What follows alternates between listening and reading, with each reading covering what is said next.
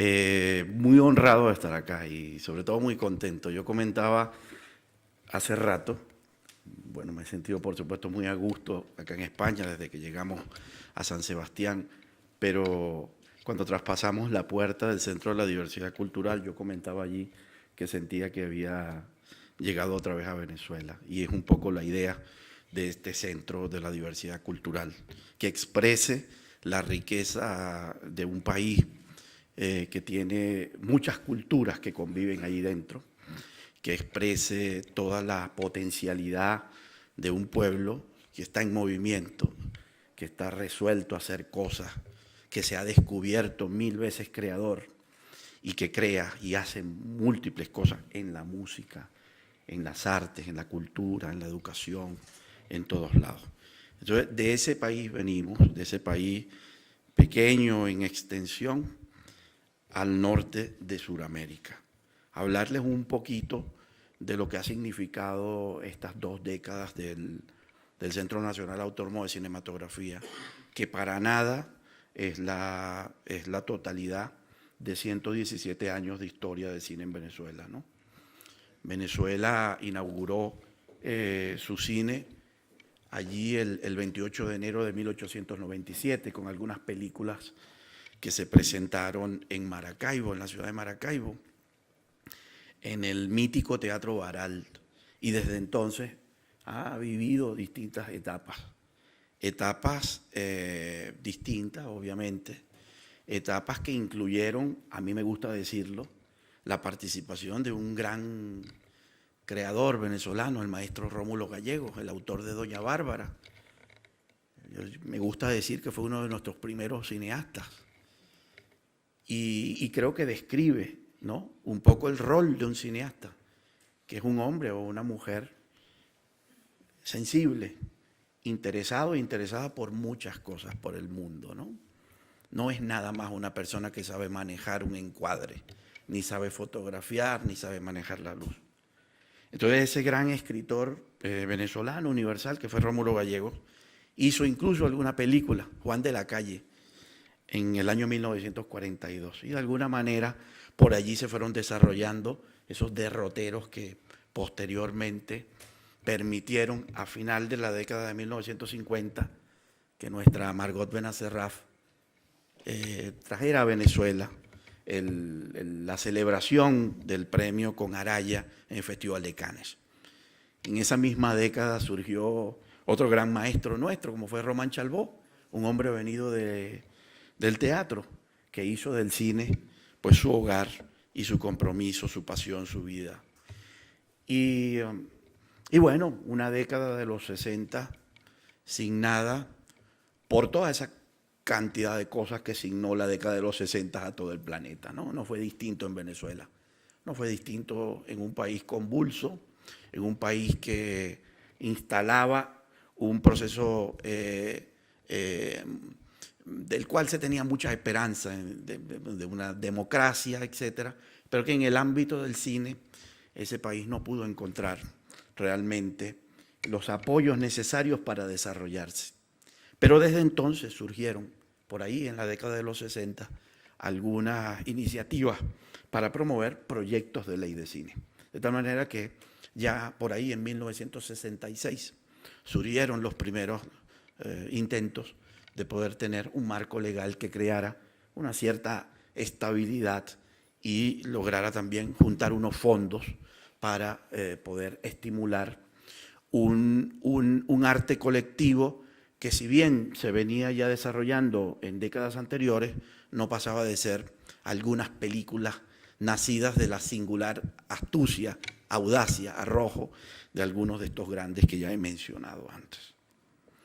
Luego tuvimos, y me gusta también decirlo, una muy combativa, por acá tenemos a Edmundo Aray, formó parte Edmundo de todas esas luchas. Yo digo esto y Edmundo estará recordando cosas que él mismo vivió. No la primera proyección en 1897 en Maracaibo, no me refiero a eso, sino a todas las luchas de la década de los 60 por reivindicar desde Venezuela el derecho de tener un cine propio, un cine nacional, de poder permitir a nuestros creadores que se expresaran a través del lenguaje cinematográfico, pero no se pudo conseguir entonces. En los años 70 tuvimos, en verdad, un cine venezolano que surgió con aquella primera gran película, que fue una adaptación, por cierto, de la literatura, Cuando quiero llorar no lloro, de Miguel Otero Silva, que la dirigió Mauricio Wallerstein, y a partir de allí tuvimos otra serie de años con algunas ayudas pequeños del Estado, en términos municipales o en términos de algunos ministerios que daban algún fondo por aquí o por allá. No puedo dejar de mencionar, tampoco sería mezquino dejar de hacerlo, que tuvimos también una película sobre Bolívar, una película, y gracias a usted, la tuvimos con un Maximilian Schell interpretando al padre de la libertad suramericana, y es algo que le agradecemos y se lo vamos a agradecer profundamente siempre, siempre.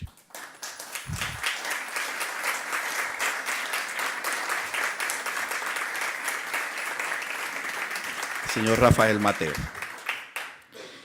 Y en los años 80, que se lo conoce esa década como la época de oro del cine venezolano, en verdad hay que destacar los mayores registros de audiencia para cine venezolano ocurrieron en esos años 1984, 85, 86, 87, hasta que vino el ocaso de que ya anunciaba una época difícil para todo el mundo, para toda la América Latina, no solo para Venezuela, la fatídica década de los 90, cuando los estados se olvidaron que tenían que mantener ciertos compromisos mínimos con las culturas y con los ciudadanos y con las ciudadanas, y cuando todas esas políticas neoliberales echaron al traste con la irrupción de unos proyectos cinematográficos muy importantes en América Latina que habían tenido mucho éxito.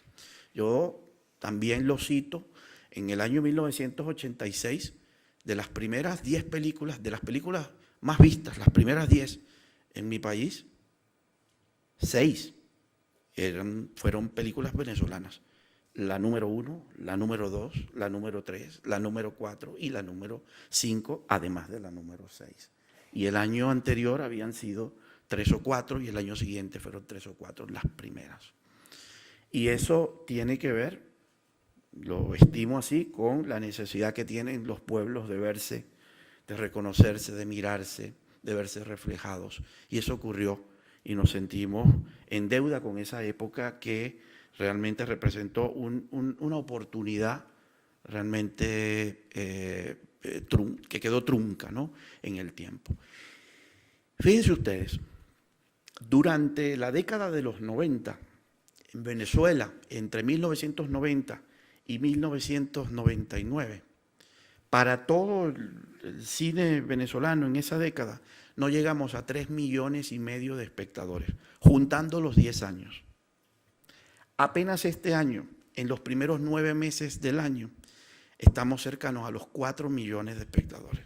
Es decir, que en apenas los primeros 3 trimestres de un año hemos superado ya toda una década, esa década así llamada la década perdida, donde yo creo que no solamente se perdió tiempo, sino sobre todo se perdieron ciertas brújulas, ciertas orientaciones, y ojalá que eso nunca más vuelva a pasar, ni en Venezuela, ni en ninguno de los países. No lo merecen los pueblos, no lo merecen las culturas, no lo merecen los ciudadanos. En el año 1994 se crea la Ley de Cine, una ley de cine que crea el SENAC, y ocurrió alguna cosa. El embajador Isea, antes de ser embajador, fue diputado de nuestra Asamblea Nacional, y el embajador Isea debe recordar ese episodio en el año 1993, cuando se sanciona la ley. Está registrado en un libro publicado por este gran cineasta argentino y latinoamericano y español y de todos los pueblos libres, como fue Octavio Getino, un memorándum escrito por quien para entonces era el chairman de la Motion Pictures Association of America, Jack Valenti. Y en ese telegrama, que podrán ustedes leer en ese texto publicado por Octavio Getino, desaparecido, se decía poco más o menos, era un telegrama dirigido al entonces presidente de la República de Venezuela, Carlos Andrés Pérez, decía algo así más o menos: Su Excelencia, hemos sabido que se gestiona en el Congreso de su país un proyecto legislativo en el cual los intereses de la corporación que represento se verían gravemente comprometidos. Como comprometidos se verían gravemente también las relaciones comerciales entre nuestros países si tal proyecto de ley progresara y fuera sancionado. Como resultado de eso, se produjo una negociación entre los diputados de entonces, de nuestra Cámara de Diputados, teníamos entonces un Congreso bicameral, y nuestros gremios cinematográficos, y yo apoyo el hecho histórico que nuestros gremios cinematográficos hayan permitido que al menos tuviéramos una ley de cine, pero se suprimió el artículo que creaba los impuestos necesarios para que las grandes corporaciones de la distribución y la producción de cine de Hollywood contribuyeran con alguna pequeña alícuota de sus ingentes ganancias para la ayuda a la producción de cine local. En el año 2005, y el señor embajador Isea era diputado en esta nueva Asamblea Nacional, logramos reformar esa ley de cine, y en esa ley de cine se aprobó, por cierto, no solamente con los votos, y lo remarco, no solamente se votó por parte de la bancada del partido de gobierno, sino que gozó de absoluta unanimidad. Es una de las pocas leyes aprobadas con total unanimidad, es la ley de cine, la reformada en el año 2005, que creó el Fondo de Promoción y Financiamiento del Cine. Creo que la representación del popular, como es la Asamblea Nacional, se lavó la cara ante la historia para legar a nuestro país un tipo de afirmación distinta en términos de la dignidad nacional. A partir del año 2005, el cine venezolano no ha parado de crecer. Y no ha parado de crecer a partir de un marco legal que creó unas condiciones extraordinarias. Extraordinarias. Venezuela es de los pocos países en el mundo, si es que hay algún otro más, que tiene no solo cuota de pantalla, de obligatorio cumplimiento para los exhibidores, sino también cuota de distribución. Cada distribuidor que opere en Venezuela debe destinar al menos el 20% del total de su portafolio a ser distribuido en cada año fiscal para cine nacional. Y cuando no hay suficiencia de obra nacional, esta debe suplirse con películas latinoamericanas. De tal manera que la ley de cine consagra prácticamente la homologación del cine latinoamericano con la nacionalidad venezolana, y es algo en lo que creemos profundamente, porque ninguno de nuestros países va a poder ser capaz de resolver el tema de los imaginarios si no nos reconocemos en una unidad cultural, en una unidad mucho más grande de la que está contenida en nuestros territorios nacionales. Así que esta ley de cine establece 6 impuestos, 6 contribuciones para las televisiones por suscripción, por cable, las televisiones abiertas, las productoras cinematográficas, los distribuidores de cine, los distribuidores de video y algún otro que se me escapa a la memoria. Y esto conforma un gran fondo que tiene una cierta autarquía administrativa, presupuestaria, que es administrado por el SENAC conforme a la ley, y permite, junto con los recursos adicionales que por ley de presupuesto público se nos asigna en la Asamblea Nacional, el Ejecutivo Nacional, permite hacer todas las inversiones que venimos haciendo cada año. Yo siento que nosotros hemos dejado de hacer películas para pasar a construir una cinematografía. Es decir, reconocer que los cines no están compuestos nada más con los fondos que se otorgan para que determinados realizadores, directores puedan hacer películas, sino que hay que hacer inversiones en la formación, hay que hacer inversiones continuas en la conservación, en la preservación, en la distribución, en todas las áreas componentes de la cinematografía venezolana. Se están haciendo estas inversiones. El año pasado, en el año 2013, tuvimos el honor de ganar el premio La Concha de Oro. Todos ustedes lo vieron, La Concha de Oro en el Festival de San Sebastián por primera vez en sus 61 años para entonces. La película Pelo Malo, una película cuyo presupuesto de producción corresponde a la media de los presupuestos de producción de todas las películas, o prácticamente todas las películas que se hacen en Venezuela. Es decir, entre 70 y 80% de los presupuestos, de los costes de producción de cada película son cubiertos por los fondos anuales del Programa Permanente de Fomento Cinematográfico del SENAC. Y nos honra mucho también decir que esos fondos han servido no solamente para mantener activa las generaciones que fundaron el cine en Venezuela, y también las generaciones intermedias, sino que sobre todo ha servido para poder abrirle cauces a las nuevas generaciones que se han abierto camino. Ustedes han podido ver que buena parte de las películas nacionales que han ganado premios internacionales son películas, primeras realizaciones de directores o directoras, de tal forma que se configura una situación realmente multidimensional en el que no solamente se incrementa el número de películas, sino que el número de películas se va incrementando también porque hay un número mayor de gentes que se han incorporado al hecho de la producción cinematográfica. El año 2013, además de ganar la Concha de Oro, el cine venezolano ganó otros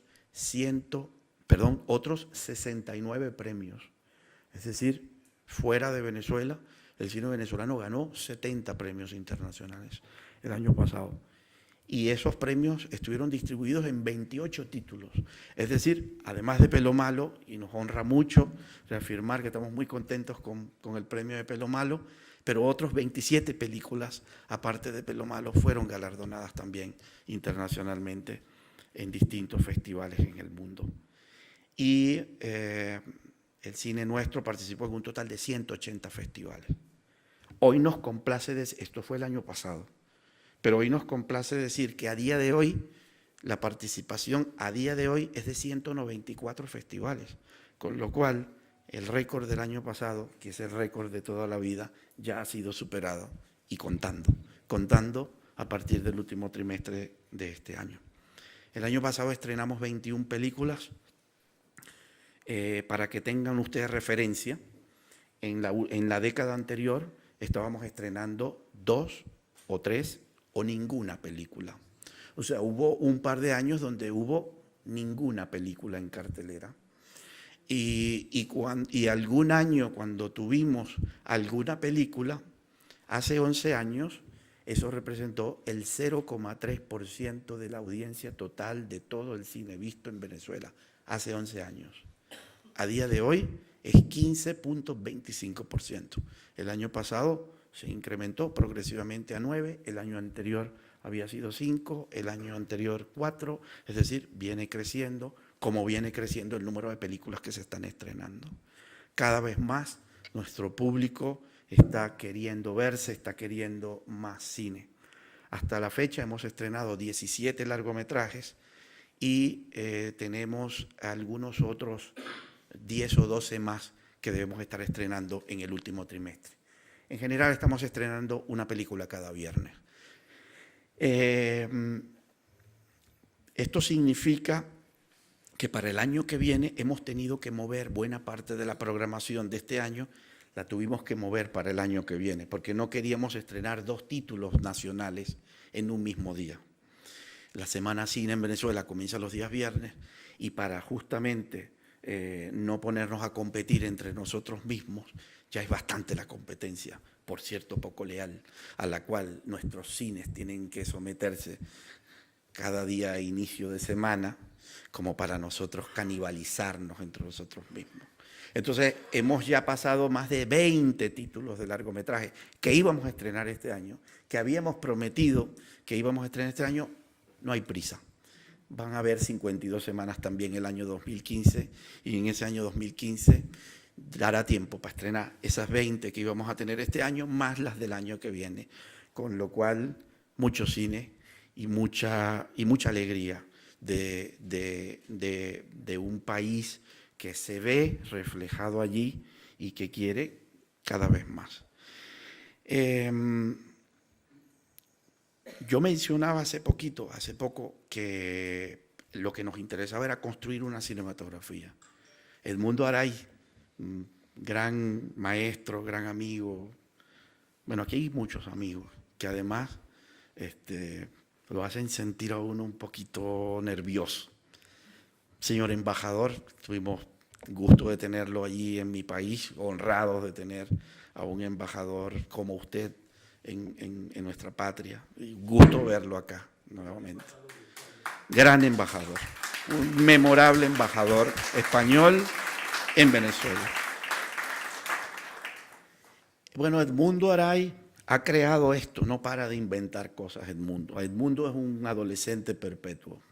Edmundo, que dirigió, igual Alberto también, Alberto dirigió, aquí tenemos dos directores de un gran proyecto latinoamericano que se le ocurrió nada más y nada menos que a nuestro hombre más grande de las letras latinoamericanas, como fue Gabo. Gabriel García Márquez tuvo el atrevimiento de crear nada más y nada menos que no solo la fundación del nuevo cine latinoamericano, sino que un año después crea la Escuela de los Tres Mundos, la Escuela Internacional de Cine y Televisión de San Antonio de los Baños. Alberto García Ferrer fue director de esta escuela, Edmundo Aray también director de esta escuela, y bueno, eso es parte de ese proyecto del cual nos reconocemos.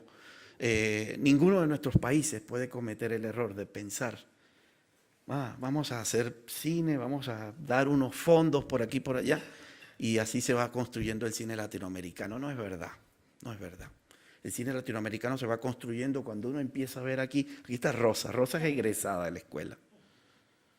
Una escuela que ya va para 30 años.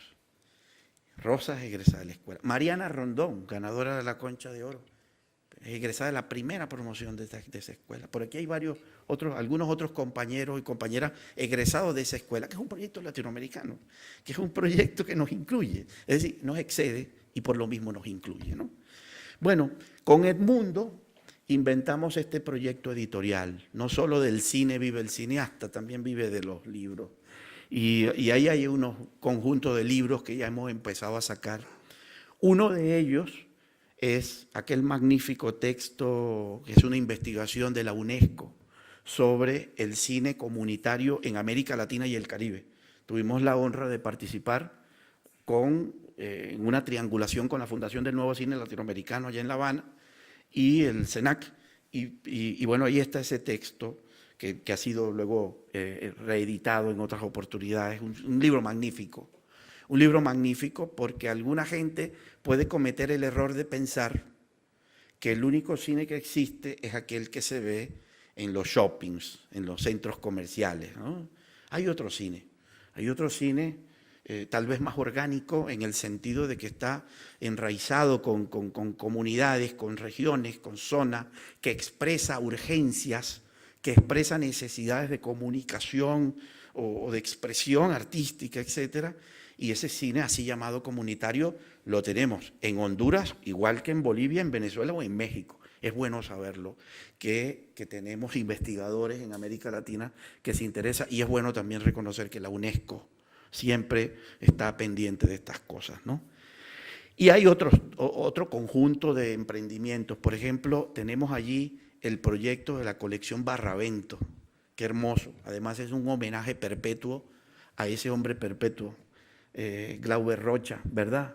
Elena, tú que eres seguidora del cine de Glauber Rocha. Bueno, tiene por nombre el título de esa gran película de Glauber, Barravento. Y es una colección en donde, por ejemplo, tenemos el libro de Alejo Carpentier, El cine de Décima Musa, o tenemos La descolonización de la mirada de Adolfo Colombres.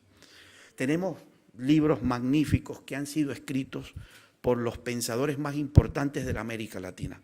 No, insisto, ningún proyecto nacional, y el nuestro menos, lo podemos concebir como un proyecto cinematográfico que se encierre en los linderos nacionales. Para que nuestro cine sea verdaderamente nacional, tiene que ser un cine que sea nacional porque esté al lado de los otros cines nacionales. Por tanto, uno tiene que darle vítores a los cines nacionales. Que viva no solo el cine nacional de Venezuela, que viva el cine nacional de España. Me contenta ver la elevación de los registros de audiencia del cine español, a pesar de las dificultades que uno sabe que se viven en términos de los aportes, etcétera, pero se expresa muy bien la audiencia cuando va y exige ver cine español en un margen creo que de un 24%, según una cifra que leí, que yo no sé si serán correctas, pero por allí entiendo que respecto del año pasado hubo un crecimiento, y creo que eso es un mérito de los ciudadanos y de las ciudadanas españolas. Creo que eso es un mérito de la cultura española, de las culturas españolas. Creo que eso es un mérito de los entusiasmos de ustedes por verse y por estar allí presentes. Y poco más. Decirles que nosotros en España tenemos algunos becarios, ahí creo que 14, Carlos, ¿verdad? 14 estudiantes. Hemos hecho una política de financiamiento del apoyo a los jóvenes necesitamos, ese proceso de crecimiento requiere recursos humanos, capacitados, y por eso nos importa que vengan a España y se capaciten.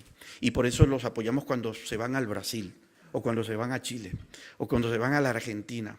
Entonces tenemos 300 becarios en este momento que regresarán en todas las áreas, no solamente queriendo ser directores, en efectos especiales, en maquillaje, en animación, en cine documental, en guión, en producción, en todas las áreas. Y eso nos da esperanza. Me preguntan cuál es el futuro del cine venezolano. Ese, el futuro que se está imaginando cada quien en la cabeza 300 veces, y las otras que están en las aulas en Venezuela o los muchachos que están queriendo asumirse como creadores en algún pueblo de Guárico. No voy a extenderlos más para no fatigarlos, porque además no es la idea. Hemos traído un par de vídeos, ¿no? Como dicen acá. En uno es una proposición, vamos a decir así, convencional, desde el punto de vista del cine, vamos a decir así, industrial, ¿no? Que podemos ver en los centros comerciales. Ya luego los vamos a invitar a ver otro vídeo en donde está otro filón, que es el que nosotros llamamos cine comunitario. Los invito a verlos. Y sobre todo que el segundo lo miren con la generosidad del espíritu, con la benevolencia necesaria, para que comprendan bien que ese cine que se está haciendo allí no tiene ninguna pretensión de emular fórmulas. Se está descubriendo a sí mismo. Se está inventando a sí mismo, se está reinventando, con frescura, con plena libertad. Y yo creo que eso es muy esperanzador. Dice mucho de Venezuela, porque habla de la Venezuela diversa, como decía nuestro embajador, tal como reza el capítulo de los derechos culturales de la Constitución nuestra. Una Venezuela multicultural, pluricultural y multiétnica. Está expresado en ese segundo vídeo que ustedes van a poder ver. Solamente decirles que estoy muy honrado de estar acá en el Centro de la Diversidad Cultural de Venezuela, de estar acá, de verles, además de saber que con su presencia, de alguna manera, en Europa está presente, está viva la llama de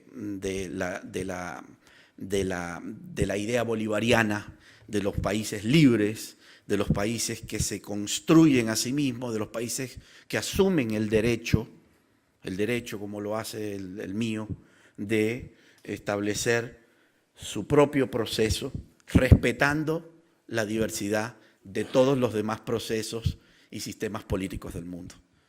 Lo que nosotros pedimos es exactamente lo mismo, la regla de la reciprocidad en el universo. Es decir, que se nos comprenda también con la misma generosidad, con la misma benevolencia, no por lo que les decimos. No nos juzguen por lo que les decimos. Si van a juzgarnos, les invitaría a que nos juzgaran por lo que hacemos, por lo que están haciendo en un país de 30 millones de almas que están resueltas a ser libres, como una vez ya lo fueron, a seguir siendo libres en un ejercicio de libertad absolutamente nuevo, renovado, bolivariano. Gracias a todas y a todos.